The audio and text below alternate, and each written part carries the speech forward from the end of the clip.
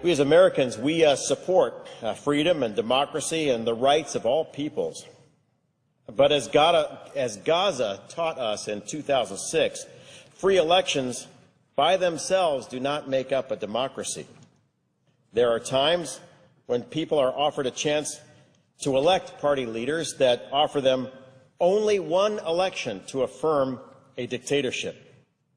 We can also learn from the year 1938 that the dangers of ignoring developments abroad are huge. Now, in the wake of the Arab Spring, we turn away from that region at our own peril. Now, on November 28th, the first stage of the Egyptian elections began, which will inaugurate a new electoral system forming a bicameral legislature. This first stage determines about 30% of 498 seats for the government's lower chamber called the People's Assembly.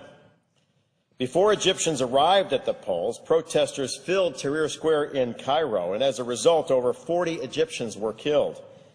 Many are objecting to the military's interference in the electoral process and the decision to force elections well before secular parties had a time to build their capacities.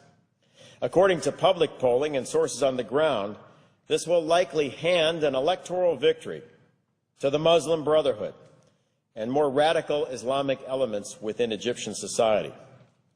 Although elections will last until March of 2012, the prediction of a Muslim Brotherhood victory is already becoming a reality. Early data shows an alarming trend of Islamicist domination of the Egyptian parliament. On December 5th, the High Electoral Commission announced that leaders of the Freedom and Justice Party, that's the political arm of the Muslim Brotherhood, had received a plurality of 36% of the vote, while the secular Egyptian Bloc had gained less than 12%. When we include the runoff elections, which took place last week, it appears that the Muslim Brotherhood has won 73 out of 150 seats, or 49% of the currently contested outcomes. This is the same party that led a pre-election rally of 5,000 chanting, quote, "One day we shall kill all the Jews," and another, quote, Tel Aviv, Tel Aviv, Judgment Day is coming." While many expected the Brotherhood to do well, there were other surprises. Salafist parties made up of anti-Western hardliners who follow a particularly radical version of Islam are also faring particularly well. Surpassing predictions, they received 24% of the vote in the first round. Importantly, these elections also included so-called liberal districts of Cairo and the Mediterranean port city of Alexandria. The weakness of liberal parties, namely their inability to reach out to voters effectively with a serious agenda, is now fully exposed. Islamicists are taking full advantage of deeply rooted networks that extend from the mosques into Egypt's poor districts, and their grip in the traditionally conservative areas of Alexandria proved particularly tight.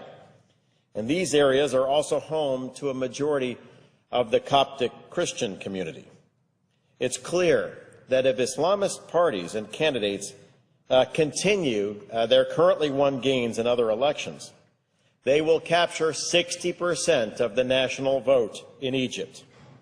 This will situate the new Egyptian parliament around deep ideological differences between Salafis and the Muslim Brotherhood and liberal groups, making the Brotherhood the power brokers between Egyptian left and right.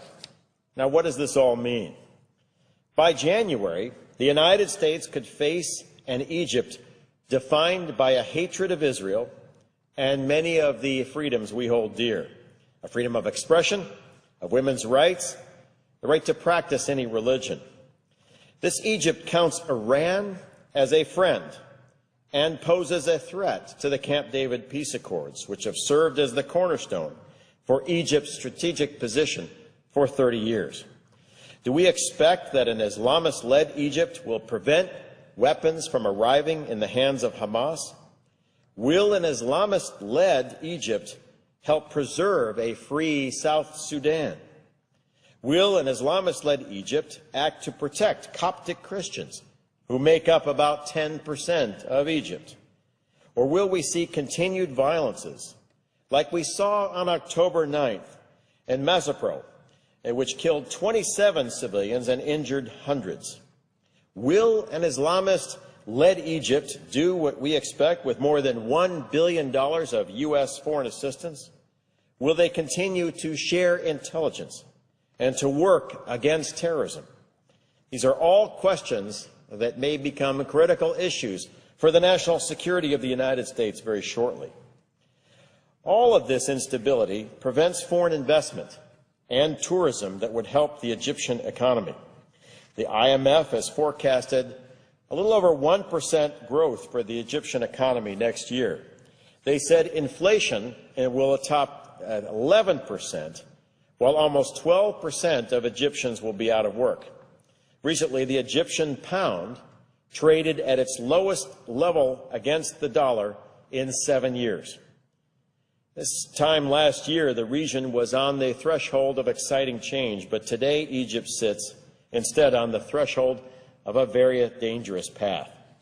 The United States, and especially our State Department in particular, should do what it can to keep Egypt attached to peace and good relations with the West. The United States is now on the verge of a historic defeat and reversal of American interests in Egypt. Currently, if there is an Obama administration plan for handling a new Islamist Egypt that rejects peace with Israel and allies with Iran, I don't know it. And I don't know if anyone does. We must keep our finger on the pulse of this process. Liberal voices in Egypt must work to preserve the democratic goals of the January Revolution. Recently, I had the privilege of meeting some of Egypt's best and brightest young liberal leaders. They'd like to build a free Egypt that respects women's rights and religious minorities and the rule of law. I was encouraged in meeting with them, but only hope that the coming election is not like a 1930s election in Germany, where people in Egypt are given one choice: to affirm a dictatorship, and then that is the end. If a radical Islamic government rises in Egypt, one that disavows the Camp David peace accords and no longer acts as a stable strategic partner in the Middle East, then we will look back on the recent election in Egypt and its successors in December and January as the turning point for a historic reversal of the United States. My hope is that the State Department watches this very carefully. My hope is that we have a plan to make sure this critical country stays within the U.S. orbit. But my fear is, given the recent elections in Egypt, we have already lost quite a bit of ground. And if current trends continue, then by the middle of next year, we will have a Muslim Brotherhood government in command of the Suez Canal, in charge of Cairo, the second center of learning in the Arab world, along the border of our Israeli allies, friendly to Hamas, friendly to Iran, and hostile to Europe and the United States. And my hope is, over the holidays, we work very hard and diligently with our allies, and especially liberal forces in Egypt, to make sure that that reversal doesn't happen. And with that, Mr. President, I yield back.